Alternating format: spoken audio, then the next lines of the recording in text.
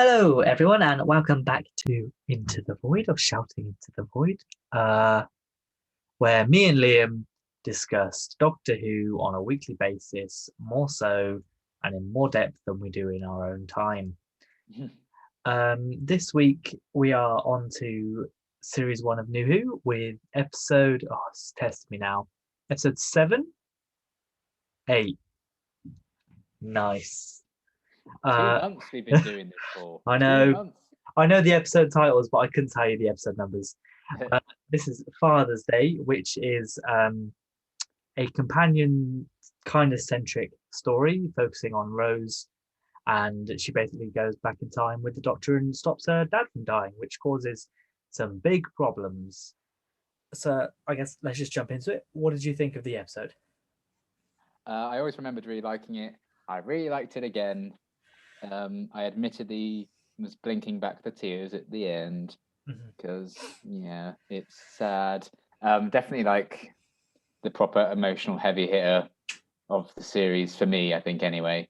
Dalek was emotional in some aspects, but I felt it's like a proper sad episode. And I think kind of it comes at the perfect time in the series. I think the plot's interesting. I think the acting's very, very good. And yeah, just a very fun episode to watch. And yeah, good old-fashioned, powerful drama. I half agree with you. For me, this and The Long Game were always sort of the two that I'd skip. They were kind of like the mid-season lull for me. And rewatching this one, I didn't not like it, but it was I wasn't there. I wasn't like blown away, I guess. It's hard to put into words, but I was just sort of meandering through it for myself. I enjoyed the character work. I enjoyed the acting. I enjoyed the character drama, but I think the Doctor Who aspects of it kind of got in the way a little bit. Funny you should say that. Yes. Even though sort of the Doctor Who aspect is kind of one of the things I like about the episode, it still feels like it's two things put together. Yeah, that is a fun fact, actually. Because it was originally intended to just focus on the mystery of Pete's death, and then the writer had the idea to add aliens in. The BBC were like, "Yes, do it, please. We want monsters." Exactly, and it definitely feels that way. But I don't know. I was just kind of like, I would have enjoyed it more if it had more focus, I guess. That being said, I did like it. It's nowhere near like the worst ever episode I've ever watched. It's nowhere near the bottom half really. But compared to what we've seen this series already, I don't think it's the best either. But never mind. So what did you enjoy the most about it? Billie Piper's performance. I think it's her best performance to date. Really sells the emotion. It's the best material I think she's been given as well, which certainly helps. And I think she absolutely delivers. And yeah, as sad as it is to see people sad, I think this is one of Rose's best episodes for me. And it just shows what a fantastic actress Billie is. So yeah, I think she absolutely nails it. Yeah, we haven't really had much sort of focus on the companion really, other than they're there for an exposition dump and to run away with the Doctor. We've not really had the exploration of Rose and her backstory before, other than like a few little bits sprinkled in previous episodes. Yeah. And I definitely think there are moments in this where you see how good of an actor she is, whether that's the Pete realizes she's his daughter type thing, or the smug reaction when the Doctor comes running back to the drop and oh shit, there's an alien. Yeah, I can agree with you. And it's definitely, although she's not one of my best or worst, I can agree that she's definitely, acting across the board in this episode is high up there. Speaking of acting, my top one is Pete. And nice. The actor who plays him, who I cannot remember the name of. Sean Dingwall. Of course it was. I think it's definitely Sean. I was trying to think, was he on the Wingus Link episode? I can't remember. But, yeah, I think he's by far the best bit in this for me.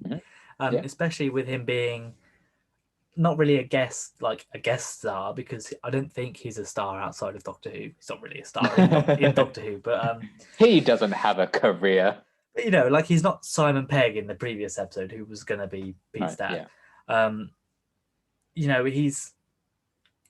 He is a good guest character to have. You really feel that he is Rose's dad and that he's married to Jackie and that they live in this place, and it all feels real. Even the way that he works out who Rose is, that you can see that in Rose as well when she figures things out. You can see that even though he wasn't around a lot, literally he was only around a year maybe of her life. Yeah, she's a baby in this. The fact that he still lives in her in some way, and the sort of the bond that the two have straight off the bat, even just from her saving him from the crash, I think is great. And then even his acting as well, he can show the full range of happy chappy from the block to I'm gonna go kill myself. Happy stuff. I like that he really takes revelations about time travel and stuff in his stride. He kind of accepts it, processes it quite easily, and you can kind of see that's where Rose got it from. That's it. And then even I think that's his character, isn't it? Because he does a lot of inventing and scheming and things, so he does have an open mind, which is a real contrast to Jackie in this episode and in future episodes, that you even wonder why how did they get together, why are they together, because they're completely different people, really. Yeah. But overall, Pete, one of the best bits for myself. What was your next bit? The scene where the Doctor talks to the bride and groom about how the fact they are actually important, even though they say they think they're not, because just wedding day, they just casually met 2 a.m. outside a club or something, and the fact that the life they lead is one he could never have, and that's really exciting to him. I think one of my favorite things about the Doctor as a character is he makes everyone feel important. They cycle back around to that quite a lot. And yeah, it's just a really nice moment for the Doctor, who doesn't have the most focus in this episode in particular, which is fine because it's more so Rose's episode. But it's still such a standout moment for 9 as a Doctor for me. I just think it's a very sweet, wholesome moment when the world's ending. He can still kind of take time to see, who they would think themselves as little people, but even when all this stuff's going on, the world's ending, he can still make sure that they matter and make sure they're going to be okay, which I really enjoy. Yeah, and it's strange with this one because I think this is like the first time we see it happen with 9. Obviously with anyone to do with Rose, he kind of dismisses them. Mm-hmm. I think we maybe see it a bit with Gwyneth in Unquiet Dead, slightly. Yeah. Dickens, we kind of get a different perspective because he knows that Dickens is a famous person. And then we kind of see it with some of the aliens on Platform 5. But yeah, I think this episode does wonders for the humanity of the Doctor as well, just to show that he cares about everyone, even if he doesn't show it.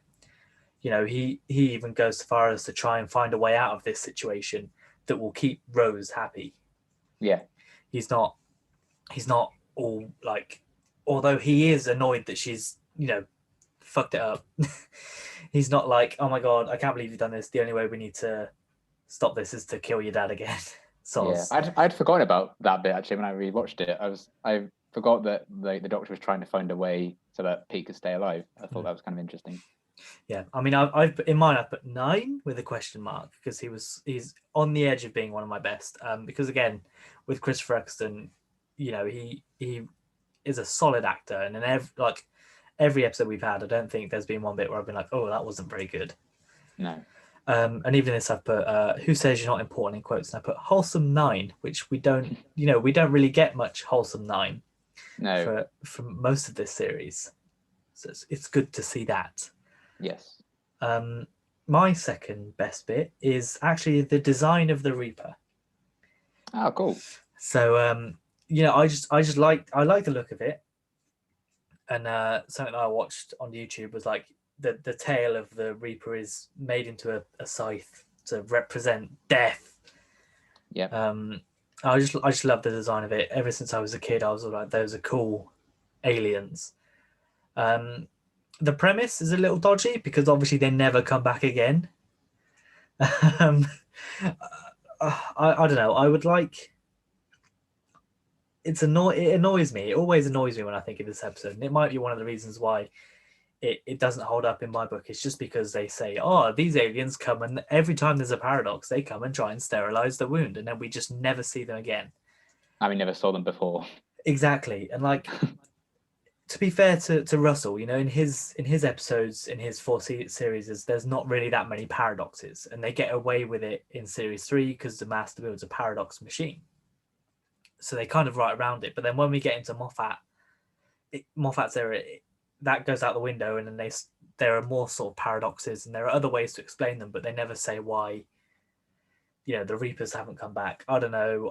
I don't know. Maybe it's in some Big Finish or some comic saying that. I think it's just, it's a very interesting concept, but for a show that has run and will continue to run for such a long time, it's just not sustainable. Because if you do it every time there's a paradox and they show up like, oh, these guys again, that takes away from the focus of like the villains of that story or the characters, because you have to like, oh, these guys again, you're going to get bored of them after like their third appearance. So that's a great idea, but you just can't keep using them. And like even in this episode, the alien threat does kind of take away a bit from the people and the characters. But I do like the design, and I cannot stress this enough. Although the concept might be flawed for the aliens, I kind of love the design with the mouth in the stomach and the tail, and the fact that they just dive bomb on people and just eat them in front of you. Although they very handily put their wing down so you can't see. They want some privacy while they eat. but yes, so they're my second bit. What's your second top bit? I was the scene with the Doctor talking to the bride and groom. But my third is the design of the Reapers. Yay! I think they look cool. I just put the concepts unsustainable, and they probably shouldn't have bothered, but they do look good. And fun fact, it's fun fact time, folks. The original design for the Reapers were the traditional Grim Reaper, just guys in hoods. They weren't going to fly or anything, but they were deemed too similar to the repeated meme guys from the end of the world, so they scrapped it. I mean, let's see, I read that last night, and I was kind of like, maybe, but the repeated meme guys are robots. You can easily make them look like kids aren't going to go, this is the same one, or at least I know. I don't think kids would think the same one, but you know, you want to get the alternative branding out there, and you want a new toy. Yeah, you want to get those damn aliens.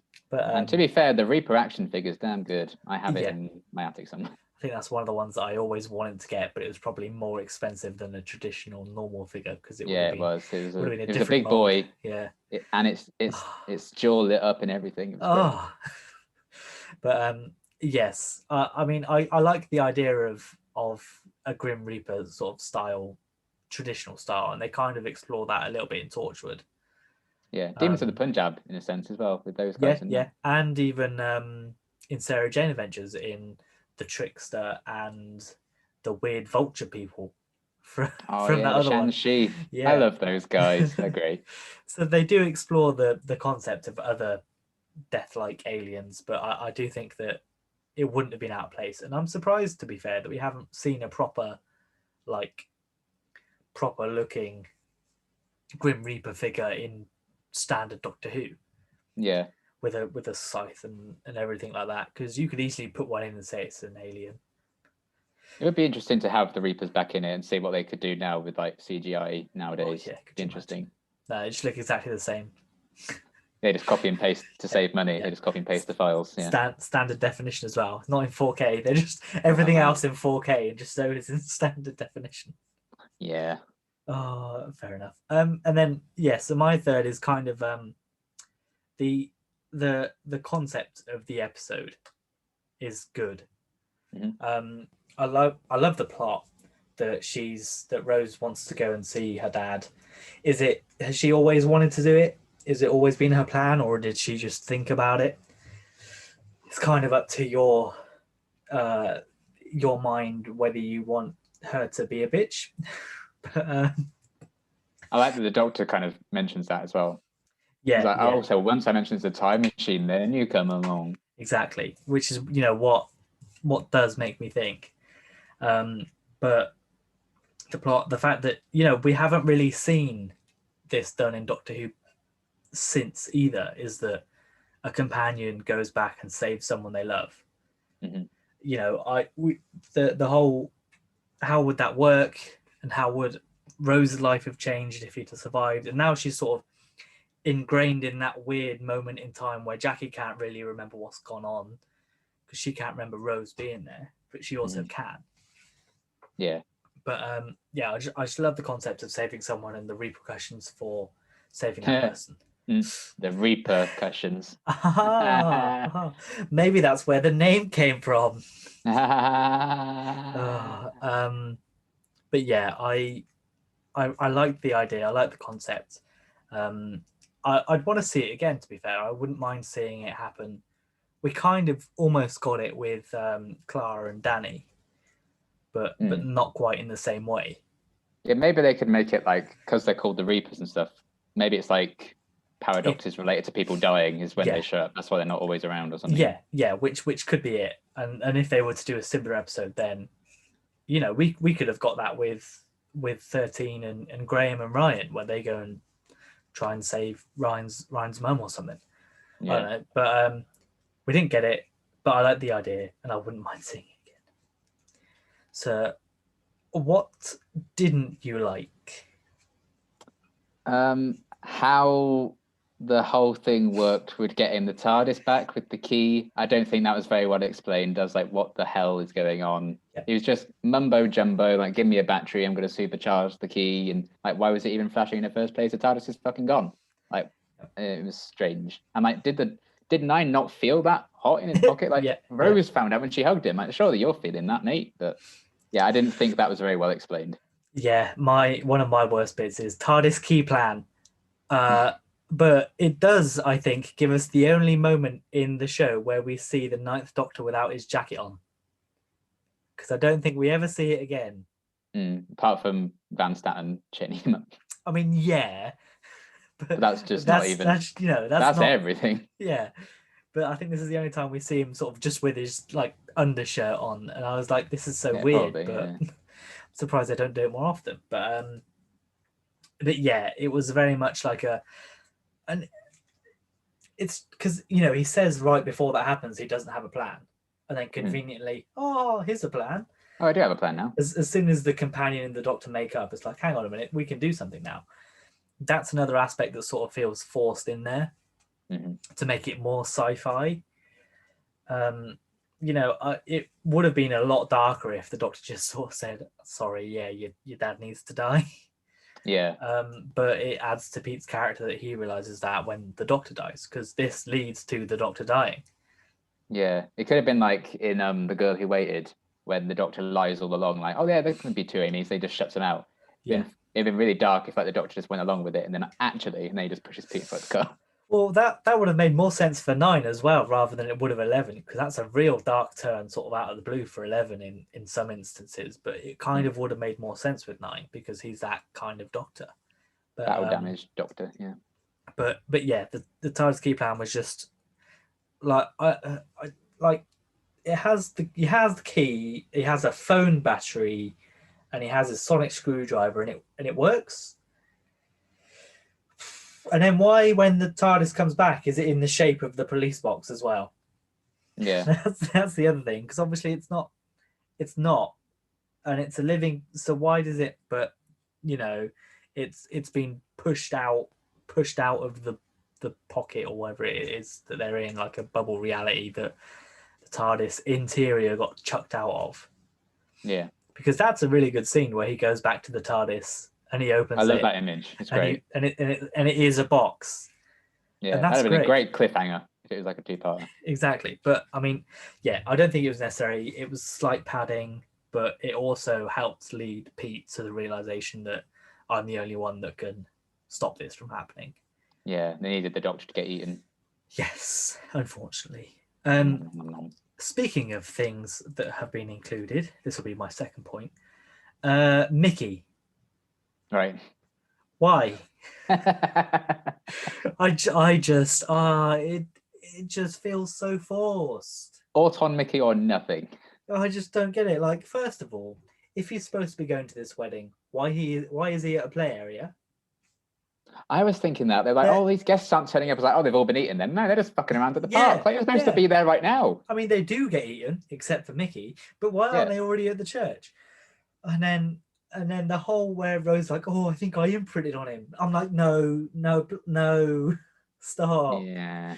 I was like, no, because now this adds a whole nother dimension of just weird to your relationship. And when Jackie's like, oh, I feel sorry for girlfriend you'll ever get one day. Like, he just clings on to whatever's nearest and does something. I was like, you're not doing Mickey any favors. And like Pete's been like, do you have a boyfriend? Where it's like, no, straight away. Yeah, I also thought that. I wrote that down. I was like, no, she's not seeing anyone. I was like, oh, poor Mickey. But then, like, he's what, 5, 6 in this, and she's a baby. So what is the age difference there as well? Is he 25? Because I would have put them down as the same age. But then this throws it all out of whack, and I'm just like, I think I can't remember. Right, Mickey's supposed to be at a wedding, Wyatt Park. I put something else about Mickey as well. Says Mickey's not her bloke, and she says that right before he comes in, and that annoys me because already she just leads him on this whole thing, because then we see it in Boomtown when he comes back, and that's after this and after she meets Jack and flirts with Jack and everything. Yeah. So it just wasn't necessary to have Mickey in this, I don't think. Yeah. I don't know. Is it supposed to be just like a nice little, he's there? But I'm guessing so. But I just don't know. It's not necessary. It's not like, oh my god, it's the worst thing I've ever seen in Doctor Who. But I don't know. More unnecessary padding, I think. Mm-hmm. But was that Paul Cornell or was that Russell T Davies? Who can say? Who knows? So what's your next? When the Reapers are like first being introduced, the movie maker filters I think are absolutely hilarious. The red kind of thing. And it's just that scene in the park with Mickey. How the hell does no one actually spot these great big bloody bat things around? Because like when they're first being introduced and taking people, it seems like they're actually kind of small and secret and stuff. But then you actually see what they really look like. They're bloody massive. So like even like when the first person gets taken in the park, people should have been like, "What the hell is that?" And I that kind of bugged me. Just like the Sabine inconsistencies, practical versus CGI. I feel like there wasn't the same level of detail with this. Yeah, I liked the point of view shots of the aliens sort of, tracking someone and then getting them. But yeah, it doesn't make sense. Are they invisible the whole time while they eat their people? Do they actually eat the people, or was that just for show? Do they take them off somewhere? And then, if they can be invisible and eat them, why do they reveal themselves to the Doctor and the wedding guests? Yeah. I mean, it's highly inconsistent. But the argument, I guess, for the park is that there was just like loads of Reapers around and they all attacked at once. But luckily, Mickey was the one not to get eaten. Yeah, seems bizarre considering he's the one with like the big attachment to their family. Well, exactly. That's plot armor for Mickey, but it wouldn't have mattered anyway because even if he had been eaten, he'd have been spat out anyway. He'd have come back because everyone else was come back. Yeah. But I liked the point of view, and obviously this is supposed to be the cheaper episode of the series. So maybe they were just going to use the Reaper CGI sparingly. But obviously that didn't work. Yeah, they upped the cost, I think, because they added the Reapers in. Yeah. But yeah, I don't know. Yeah, not... I don't know. I'd rather just a big slug on the roof. Ew. That's what we had last week. My sort of last point is the pacing. I felt it was kind of inconsistent. Again, I think that's because of the merging of the two sort of themes. It's slow when it's the character stuff, which would be good if it was just a character drama focused on the dialogue and the conversations, and then it speeds up rapidly whenever the monsters show up. But it just doesn't ebb and flow as well as it could have been if it was more focused.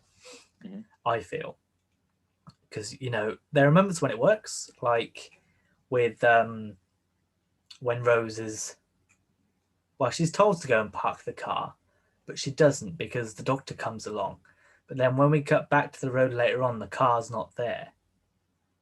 So, so there's another inconsistency that I've just figured out. But yeah, to me the pacing just felt a bit off with this. There were moments where I was sort of like, we can keep going with this now. It felt like, because Rose and Pete have sort of like 3 conversations in this, sort of cut up between different things. It's kind of like we could just put all that into one conversation. We don't really need to split that into 3 different moments when it's effectively the same conversation. But that's me. I'm sure people will be like, oh, you just don't know good drama. And maybe I don't, but... Why do you hate Doctor Who? Yeah, you're so negative. I know, I'm so pessimistic. Guy on the left is so pessimistic. God. But yes, have you got any more worsts?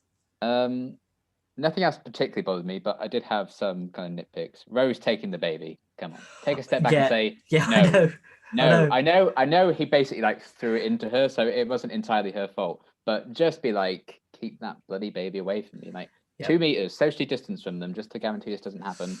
And the little arc with the groom's father being a dick about the bride. And then he gets eaten, and then when he comes back, he's like looking at the church and like puts his hands gently on her, like, "Oh yeah, we're all okay now." I'm like, why did that happen? You were gone and eaten. Like, how did you have a character arc? That bugged me. It shouldn't bug me, but it kind of did. Yeah, we'll get that arc in the Target novelization when that comes out. Okay, Ooh, that's where they all come from. Oh yeah, that's a good idea. There's gonna be some juicy stuff there. I bet the bride like killed his wife or something secretly. Yeah, one of my notes is, why the fuck does Rose take the baby? Like, you're on a church pew as well. You can just shuffle along. There's nothing blocking you in. You're not in a corner. She had one job. I know, and 9 made it very clear not to touch the baby. I'm not stupid. And then you touch the baby. Yes, that's fair. I don't know if that's just like her, like relating her to Pete again. Like when he was like, I can't even die right. I was like, oh, poor Pete. I don't know if it's just the Tylers are just useless, maybe. But yeah, I was like, come on, Rose. Speaking of the Tylers being useless, Jackie is one on the outside of my worsts, just because I think she is the worst human ever. Okay. In this episode, I'm just like, why are you so mean? You don't need to be, because she's not really that mean when we see her in the future. She's more subdued and she's more, I don't know, she's in her bubble more. But I guess maybe you could argue is that because Pete died, she became more in the shadow. She mellows out with age, I think. And I think they wanted to show like what Jackie always told her about her and Pete. It wasn't exactly the case. Yes, and I like that. I think I even put in my notes that let's find out. I enjoy the fact that it shows that it's not the fairy tale romance that Rose was always told. It's that shocking reality of, hang on a minute, it's basically like, here's the real life versus here's what Instagram is. And I enjoyed that. Even if Jackie is just horrible to Pete anyway. And they do strongly imply he cheated on her a few times. Yes, they do. But then at the same point, why would you stay with him if that was the case? But then it's father of her child. It's the 80s, late 80s. 87, yeah. Yeah, so you could argue that at that point, divorce still wasn't a big thing. So they might not have thought about it. But the wedding of Pete and Jackie was a nice touch. Oh yeah, that we saw. Even if Pete cocks it up. The name's completely wrong. Yeah, but I mean, on some more positive news, there are some good shots in this episode that I like. Wait, you liked something? I know, right? The half-empty church, when they're like, oh, people are supposed to be here. I just like how subtle it is that there's something wrong. Yeah, that is good. Because there's a whole sort of the sort of tension build up of the wedding's half empty. There's this weird phone call. There's different music playing on the radio. all these little hints towards something being wrong before we actually see there's something wrong, or at least, or we would see if it wasn't for the weird point of view shots of the Reapers, because they're very much in there to be like, look, it's not just a character piece. Look, I swear we've got aliens. Please stay, please stay. I'm telling you. Please buy the merchandise. Please buy the posters. Yeah, and then even like, again, Murray Gold's music, it distorts at certain points in this episode where there's the realization that something's wrong, especially in like the first 20 minutes. There's a lot of the music sort of taking that sort of downward distortion, you know, when the Doctor finds his empty TARDIS, when the Doctor starts running at Rose and sort of things like that. Yeah, I like when the music stops when Pete's dying as well at the end. Yeah, it's just him and Rose. Exactly. Yeah, one of the points I've got on here is that the Doctor is pissed with pissed being underlined. Oh, you mean it? Because he is very annoyed with Rose at the start, and he kind of like gives her a moment to think about what she did when she's like exploring Pete's flat. Yeah, he's just give me back my key then if I'm someone important. Yeah, exactly. He becomes 19 years old as well. Well, that's it, isn't it? Because you see her age in that. You see that she's still like a 19-year-old. She's not some mature 30-year-old or whatever. She can still make mistakes, and she's not really had this much freedom, really. But yeah, he's not happy at all. Another point is that there's a poster in the background that says "No third term for Thatcher." And I just went, "Oh, politics! In my Doctor Who! How dare they?" We need to add a politics and Doctor Who counter in the corner. Yeah. I don't know. Was there any other points that you wanted to pick up on? Just a few more fun facts, I suppose. The writer based Pete on his own father, which I thought was interesting. The original title for this episode was Wounded Time, which I think is very generic, so I'm glad they went for Father's Day. Because that's not generic. No. It's not related to what's going on. No, because it's not actually Father's Day, yeah, is it? I suppose. It's a nice little meaning to it. Yeah. Because Pete takes the day and he saves the day. He makes it his own because he has to make the choice to save the day. It's the Father's Day. All right. And something I didn't even know, when this was originally broadcast, they put a whitewash effect over everything because they thought it looked creepier. They got loads of complaints. So the DVD release and the reruns, they fixed it and put the colour back in. So the original broadcast version of this is all completely it's got like a white filter among the entire thing. And I had no idea about that. No, I mean, I would have watched this live. I would have been, how old would we have been? Like 9. Yeah. So, we would have watched it live, but that's a while ago now, so I would not remember it. I was trying to find comparisons online, but I couldn't find it anywhere. Because if you can buy the original vanilla release of like volume 2 or 3, whatever has this on, it's in that one. But no other DVD releases. Right, time to take a trip to Kex tomorrow then. One question I did want to ask is does Pete's return in series 2 lessen the end of this episode? I don't know.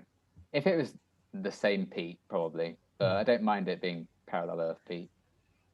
Interesting, because I struggle with that question because I'm kind of there like, he does this whole sacrifice and he makes this whole speech about, we've had all this time together that we wouldn't have been able to have otherwise.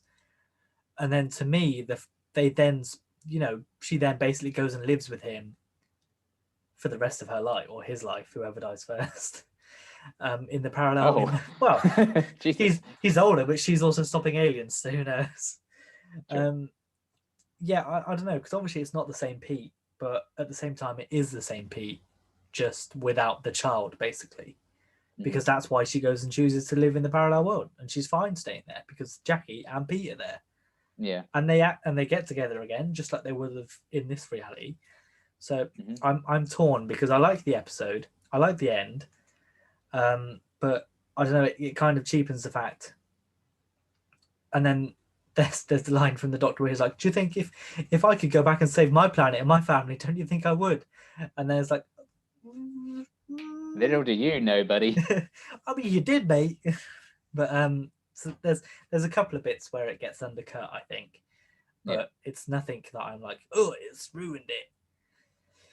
But I don't know. What can you Oh, do? well. So what would you rate this then out of 10? 8.5. Interesting. So that's one of your higher ratings then. Let's have a wee look, shall we? So I think it's very rare if you've gone over 8. Unquiet Dead was higher. Dalek was higher. See, there's 2 higher than that. It's my third most. It's my third best so far. Interesting. Well, I'm gonna give it a 6.5. Ooh. So mine is on the other end, but again, not low. Still better than average. Yeah, 65%. It's not bad. But yeah, for me there was just too many misses that, you know, to put it at the top really. I think maybe if they committed to the more character side of things without the monster, or the more monster side of things rather than the character, it might have worked a bit better. But what can you do? Who knows? Well, next week we're back with here we go again. It's The Empty Child. Yeah. And what can you remember from that? Are you my mummy? And John Barrowman going, excellent Bardem. Yeah. But I remember it being kind of creepy. So I'm looking forward to revisiting. I haven't watched this one in a while, but I've always enjoyed it. Yeah, that's the big thing for this one. A lot of people, if you ask them what's their creepiest Doctor Who moment, or the one that scared them the most, it's often this and Blink in Series 3. For me, I can't remember being scared by it. But again, I was 9. I've only ever really been scared by the Beast in Series 2. That genuinely terrified me. I was proper scared of the Weeping Angels and Blink purely because of the jump scares. That's what gets me. It's not I can deal with creepy, and like gross looking and things like that, but it's when it's the jump scares that get me. Yeah. Like in WandaVision, the previous episode where the bomb comes in, that made me jump because it's a jump scare. But so yeah, for this episode, I remember liking it a fair bit. Again, it's a 2-parter, so it will be interesting to see with like the Aliens of London 2-parter, you know, which one is higher. Yeah, I genuinely can't remember which part I remember. I like better than this one. No, and these ones, I think I prefer to the Slitheen ones. Well, I think I will go back to watch them. And it's the introduction of my favorite character. So yes, Nancy. Yes, best girl Nancy. Dr. Constantine. The cat from the alleyway. Oh. But yes, 10 episodes got a cat in it. Exactly. It's the only one for this whole there's only one cat in this series, but next series we get a whole hospital full. Oh boy. Yeah, I'm looking forward to next week. I think I'm looking forward to next week more than I was looking forward to this week's and last week's. Horrendous. But what can you say? It's interesting to see how well it holds up, especially with Jack's character and John Barrowman, because obviously, you know, this was 2005. He was in the latest episode. Yeah, unbelievably. I know, and this is probably he's the only thing now that is from Series 1 that's made it to now, other than the TARDIS exterior. And even that's different. Yeah, and like the sonic screwdriver as well, but again, that's changed. So John Barrowman and Captain Jack is the only consistent character in Doctor Who, and he was only in 3 Doctors' seasons. Yeah, he's been on like 12 episodes of the entire show, and he's like such a big kind of favorite. I suppose he did have Torchwood as well. That's what happens when you get your spin-off show. I suppose you can say his legacy is immortal, will last forever, and is a face of. Well, I mean, we'll probably go more into Captain Jack next week, because honestly, I could go on about him for ages. I hope I like him. I know. I imagine he'll probably be in one of my best bits, but who knows? Maybe I'll shock myself and put him in a worst. Yeah, so, I mean, he is a bit of a jackass in part 1. I think, yeah, but it's the whole character development. But it's character development, baby. Yeah, and even the fact that technically there's 2 Captain Jacks, or like 3 Captain Jacks in World War II, or whatever it is at this point, because there's just so many wandering around now. Yep. But yes, we'll be back next week for The Empty Child. If you enjoyed this, feel free to subscribe, give it a like, let us know what your own thoughts are. I'll link Liam's channel down below where you can go and check out his fresh hot content. I will also link our Twitters down below in case you want to see what we're up to at the moment, which really isn't too much because we're still in a lockdown, but it might end soon. It might end in time for Series 3. To be fair, when we're supposed to come out of lockdown, well, we can go around other people's houses in April, I think. So it might be soon that we're in the same room recording these. What should it be for like Love and Monsters or Fear Her? Oh, could you imagine? We'll have to whack out the alcohol for that one. Well, what we should do for that is we should watch the episode, get drunk, then completely record the reaction afterwards. Yes, I'm here for it. Drinking game. Well, if we're legally allowed to do that, we'll do that. Mm-hmm. And if not, we'll still do it.